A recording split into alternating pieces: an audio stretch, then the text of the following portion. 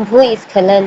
भूस्खलन क्या है? भूस्खलन एक भूवैज्ञानिक घटना है जिसमें मिट्टी, चट्टान या मलबा ढलान से नीचे की ओर खिसक जाता है। यह छोटा भी हो सकता है और बहुत विनाशकारी भी हो सकता है। जब पहाड़ का ढलान की मिट्टी या फिर पत्थर जो है गुरुत्वाकर्षण के कारण नीचे गिरते या फिसलते हैं तो उसे भूस्खलन कहते हैं। हाल ही में केरल के वायनाड जिले में अत्यधिक वर्षा और नाजुक पारिस्थितिक स्थितियों के कारण क्या हुआ? सबसे विनाशकारी भूस्खलन संबंधित आपदाएं देखी गई है। तो केरल के वायनाड में ही क्या हो गया है? भूस्खलन हो गया है। तो इसीलिए हम भूस्खलन के बारे में पढ़ रहे हैं। भूस्खलन एक भूवैज्ञानिक घटना है जिसमें जो शैल मतलब क्या हो गया? पत्थर और मृदा मृदा मतलब मिट्टी और मलबे के एक भाग का नीचे की ओर खिसकना, यह संचलन शामिल होता है। यह संचलन छोटे एवं स्थानीय बदलावों से लेकर बड़े एवं विनाशकारी घटनाओं तक भिन्न भिन्न पैमाने का हो सकता है।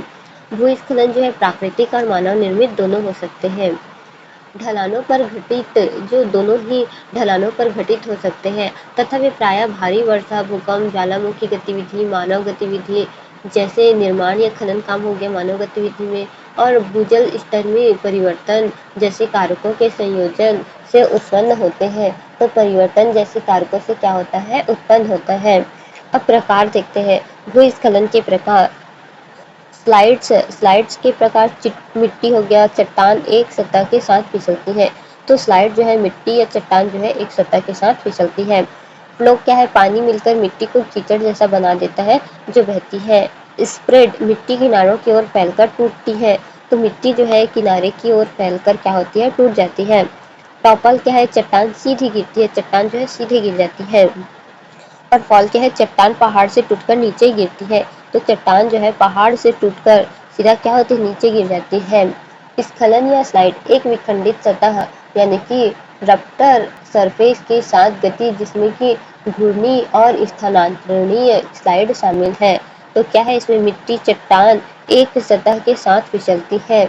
यह जो है घूर्णी होता है और बदलते हुए गिरता है, यानी कि गोल गोल गोल गोल घूमते हुए गिर जाता है, क्योंकि ये चट्टान होता है या फिर मिट्टी का बड़ा हिस्सा हो सकता है जो फिसलते हुए गिरता है।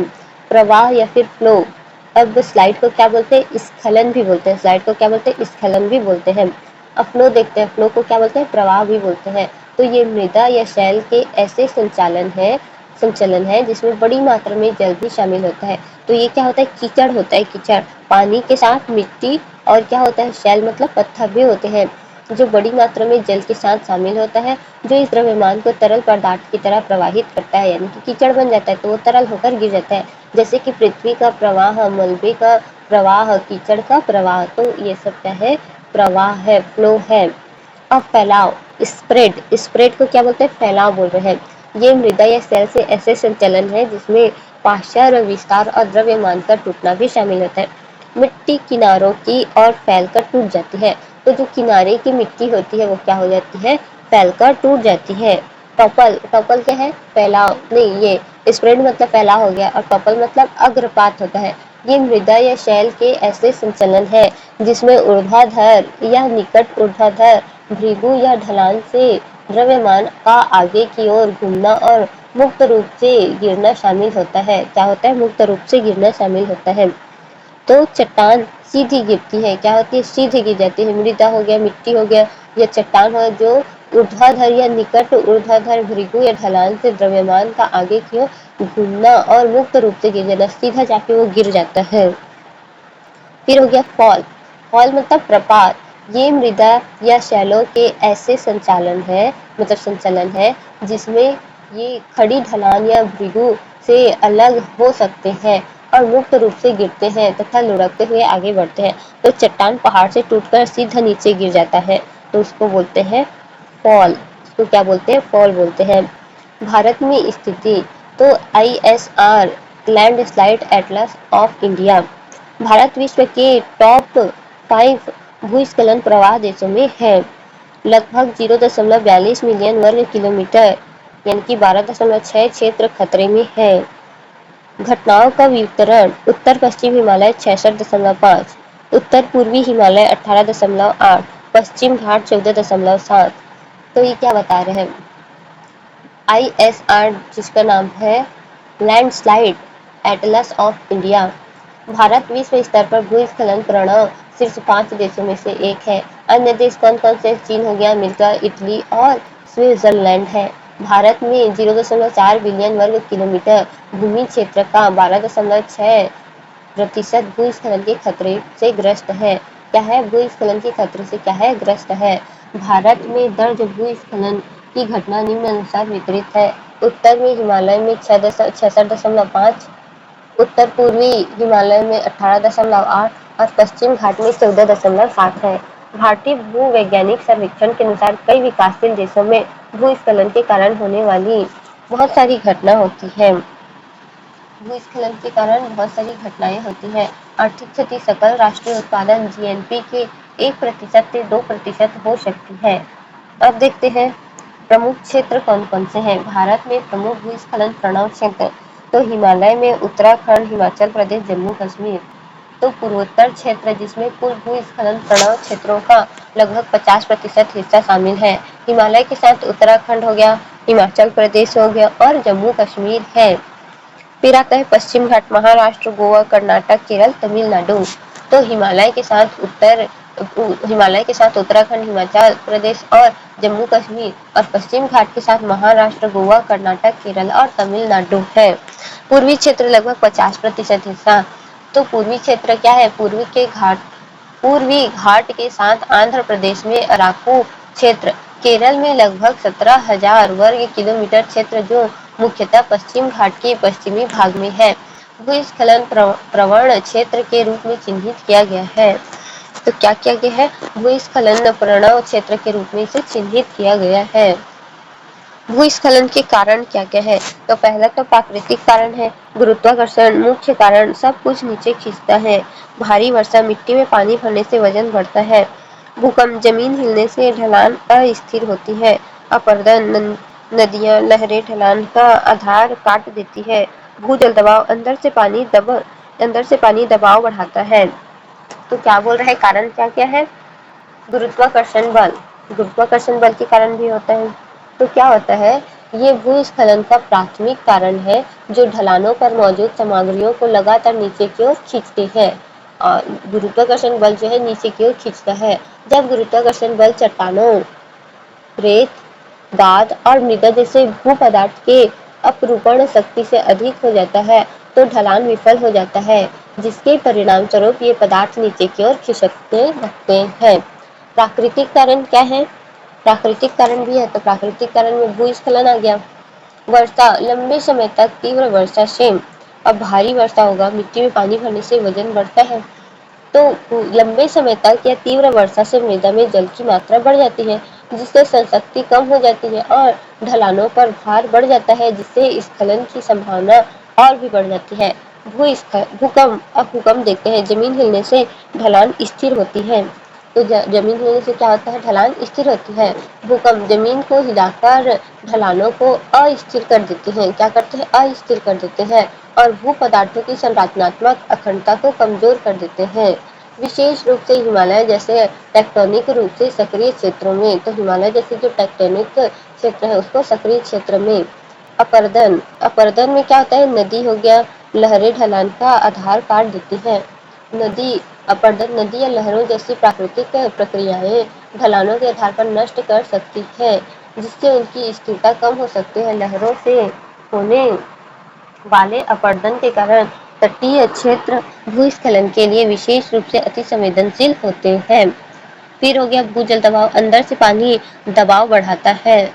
तो जल विज्ञान संबंधी कारक, भूजल की गति भूस्खलन के जोखिम में योगदान कर सकती है। जल छिद्रपूर्ण सामग्रियों से रिस सकता है, जिससे छिद्र दबाव बढ़ जाता है और प्रभावी तनाव कम हो जाता है, जिससे ढलान कमजोर हो जाती है। तो बीच बीच में छिद्र हो जाता है, छेद हो जाता है, फिर वहां से पानी रिसने लगता है। इससे क्या है? ढलान जो कमजोर हो जाती है और वहां से गिरने लगता है। मानव जनित कारण, निर्वनीकरण यानी पेड़ काटना। जड़ें मिट्टी को पकड़कर रखती है। तो जड़ें क्या करते हैं? मिट्टी को पकड़ कर रखते हैं। निर्वनीकरण, इससे वनस्पति नष्ट हो गई है तथा प्राकृतिक सुदृढ़ीकरण और जल निकासी प्रदान करने वाले वृक्ष जड़ों को नष्ट करके ढलानों को अस्थिर कर दिया है। फिर दूसरा है खनन, माइनिंग। निर्माण एवं भूमि उपयोग में परिवर्तन, खनन, सड़क निर्माण और शहरी विकास जैसे गतिविधियों ने प्राकृतिक जल निकासी तथा भार वितरण को बाधित कर दिया, जिससे भूस्खलन का खतरा बढ़ गया है। फिर सड़क निर्माण का कार्य क्या है? इसके अलावा अंग्रेज द्वारा कृषि और चाय बागानों के लिए ऐतिहासिक रूप से नर्वनीकरण से मृदा की स्थिरता कमजोर कर दिया है, जिससे यह क्षेत्र पश्चिम घाट भारी बारिश के दौरान भूस्खलन के प्रति अधिक संवेदनशील हो गया है। बुनियादी ढांचे का विकास, पर्यटन और अगर बुनियादी ढांचा देखें तो पर्यटन या फिर बुनियादी ढांचे के विकास, जिसमें रिसॉर्ट, कृत्रिम झीलें व निर्माण गतिविधियां शामिल हैं, ने भूमि पर दबाव बढ़ा दिया तथा प्राकृतिक जल निकासी को बाधित कर दिया है, जिससे भूस्खलन का खतरा बढ़ गया है। तो जिससे क्या हो गया? भूस्खलन का खतरा बढ़ गया है। बंदर पुरानी खदानें, यानी कि बंद जो पुरानी खदान होती है वो भूवैज्ञानिक कारक, सामग्रियों की संरचना और अपक्षय की स्थिति जैसे भूवैज्ञानिक कारक ढलान की स्थिरता को महत्वपूर्ण रूप से प्रभावित करते हैं। पश्चिम घाट की स्थिति नाजुक है, इसकी ढलानें तीव्र है और इसमें दोहरी परत है, जिससे भूस्खलन की आशंका बनी रहती है, क्योंकि वर्षा का जल मृदा को नमी प्रदान करता है, जिससे उसका भार बढ़ जाता है तथा स्थिरता कम हो जाती है। तो पश्चिम घाट बहुत ही संवेदनशील है, ढलान तीव्र होती है, दोहरी मिट्टी परत होती है, भारी वर्षा होती है, चाय कृषि के लिए पुराने समय से वनों की कटाई होती आई है। आर्थिक प्रभाव, अब आर्थिक प्रभाव क्या क्या है? तो आर्थिक प्रभाव में भी है, कई विदेशी विकासशील देशों में भूस्खलन से जीएनपी का 1 से 2% तक नुकसान हो सकता है। तो बंद निष्क्रिय खदानें, आसपास के क्षेत्र खदानों की उपस्थिति, यहाँ तक कि उनके बंद हो जाने के बाद भी मृदा की अस्थिरता में योगदान दे रही है, क्योंकि इन गतिविधियों से उत्पन्न कंपन और आघात तरंगें भूगर्भीय संरचना को कमजोर कर सकती है, जिससे भारी बारिश के दौरान यह क्षेत्र भूस्खलन के प्रति अधिक संवेदनशील हो सकता है। तो ट्रिक क्या है? यगवा भुवनी, ग से गुरुत्वाकर्षण, वा से वर्षा, भू से भूकंप, अ से अपरदन और न से निर्वनीकरण। गवा भू अनी, अनी। तो इम्पोर्टेंट क्या है? 12.6 क्षेत्र खतरे में, उत्तर पश्चिम हिमालय सबसे अधिक प्रभावित, भारी वर्षा, मानव गतिविधि मुख्य कारण, पश्चिम घाट संवेदनशील।